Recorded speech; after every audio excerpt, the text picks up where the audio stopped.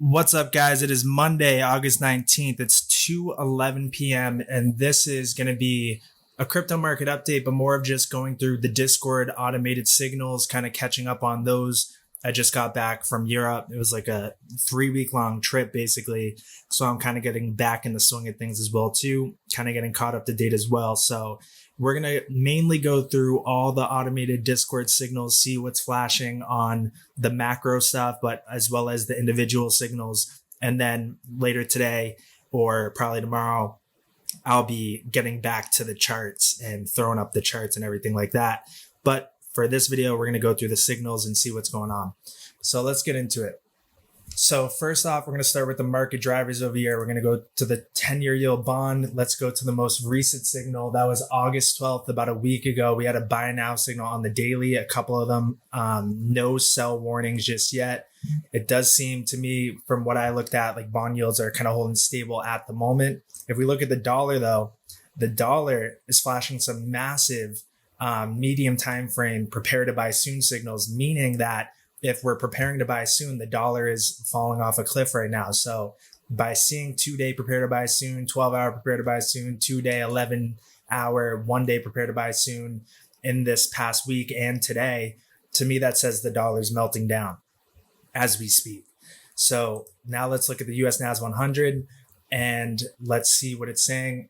So on August 13th, about a week ago, we saw a buy now signal. That probably panned out very well because I remember last week, about maybe 8 days ago, we had a huge sell-off in the indices. So the next day it said to buy now, which probably caught it good because now we're seeing some massive high time frame prepare to sell soon signals, meaning that we're likely seeing a melt up in the US NAS 100. So we see a 3-month prepare to sell soon, 11-hour prepare to sell soon, a 3-month again. So when we hop back on the chart, it's going to be very interesting to see when the last time we flashed a 3-month prepare to sell soon signal was and what happened there on after. We look at the Dow Jones, we're seeing, actually, we haven't seen a buy since, we're talking late July. We saw some sell nows a week before that big sell off. So that's going to be interesting to see what's going on over there. If we look at the SPX, we saw some 2-week sell now signals, 10 days, huge sell now signals a week ago before that crash. And now we're seeing a 3-month prepare to sell soon. So it's likely that we recovered a bit, but it didn't fall deep enough for a short-term buy now signal to flash. So very interesting stuff going on there. We look at the US Russell 2000. We had a 12-hour buy now signal flash the day after the crash about a week ago. No prepare to sell soon yet. So to me, that says that we're lagging comparatively to the US NAS 100.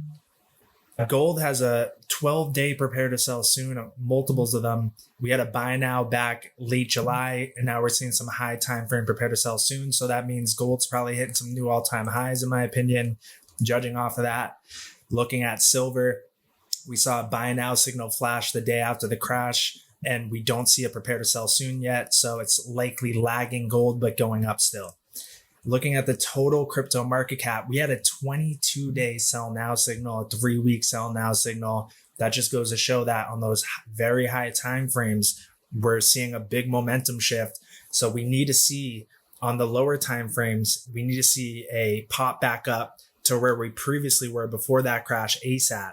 The sooner the better, because the longer that we stay stuck down at these levels, these high time frames are going to pull us down very deep, and we don't want that to happen if we want to see this bull run continue here. Looking at total 3, same thing. We saw a high time frame sell now flash.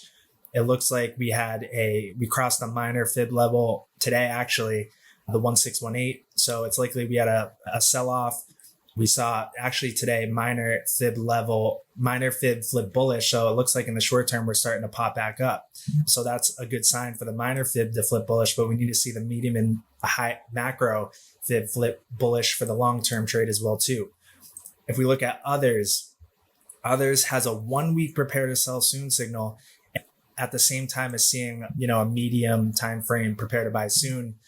And that even though we see a high time frame sell now, doesn't mean that we continue going down immediately. Usually we see a pop up before then ultimately going down lower. So it does look like a bigger bounce is in store, in my opinion, seeing this weekly prepare to buy soon. going to be very interesting to go back and look at the charts and see when the last time we flashed a 1 week prepare to buy soon on the others market cap. Looking at Bitcoin dominance, we have some high time frame prepare to sell soons. We had like a 2 week, we had 2 day, a 1 day, 6 hour, 8 hour. So a mix of medium and high time frame prepare to sell soons. And now we're getting some medium sell nows. We had a 1 day sell now, 2 day sell now, and that flashed yesterday. Looking at others dominance, altcoin dominance, we saw some prepare to buy soons on higher time frames, like this 10-day prepare to buy soon, unreal. Then and in tandem seeing some around here, but we need to see more. I would like to see a 1 day buy now, a 2 day buy now, etc. So then let's go to the moon phases. We're in the full moon cycle, fear and greed. We were in a ton of fear last week when I was gone. Fear, fear, fear. That was a great buy the dip opportunity. Now we're in neutral to concern. And we were maybe a few days ago, now we're in neutral.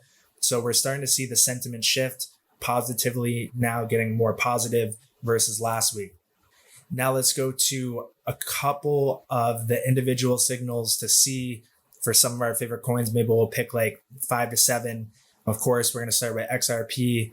Let's go to that.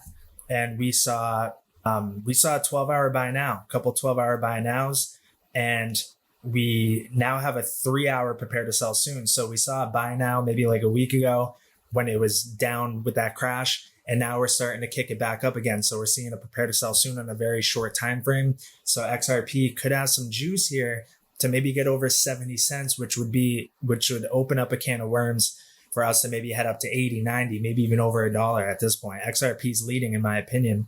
And you can see even back here, we had a 1 day sell now. We had a 1 day sell now, and then we had some buys. And then we had a buy before the SEC settlement thing we bought at it was like 38 cents, 42 cents back in July. We sold when it was maybe around 60 cents before the crash, and then we bought back on the crash, and now we're currently seeing some prepare to sell soon's not quite selling yet. That's XRP. XLM, we're seeing a 4-hour prepare to sell soon. That was actually a week ago. So actually when I was in Italy, since so many alerts were flashing because of everything being so volatile, that turns the alerts off sometimes because too many are triggering. So that's why we didn't end up seeing a sell now and a buy come back in because the alerts were off. But I actually just a few hours ago turned them all back on for the ones that triggered too much. So we are now back up to date with all the signals. They should be flashing through here. So let's go to something like Bitcoin. We saw a 3-week sell now flash today, but we don't have the candle close yet. In 3 weeks, we're going to have to revisit this. We had a buy now come in on August 13th, the day after the crash. So we're seeing some medium time frame buy nows that hit it when it was around 48 to 50K.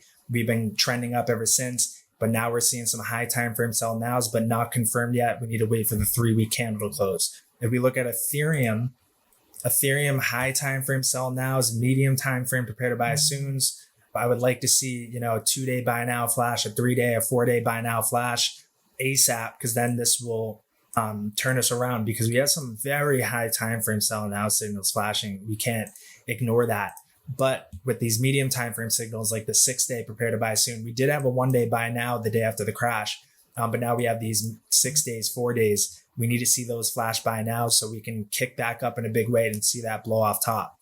Let's then go to Sui, because Sui had some action back when I was away. We saw Sui double. It actually flashed a buy now back, I think, around the crash time. Yeah, so it flashed a buy now, 2-day buy now, 1-day buy now on the 8th, 12-hour buy now on the 7th, 12-hour on the 6th. And then so it bought the crash. And then it said to prepare to sell soon when it was going up crazy. Prepare to sell soon, prepare to sell soon. And then it had a sell now on the 13th.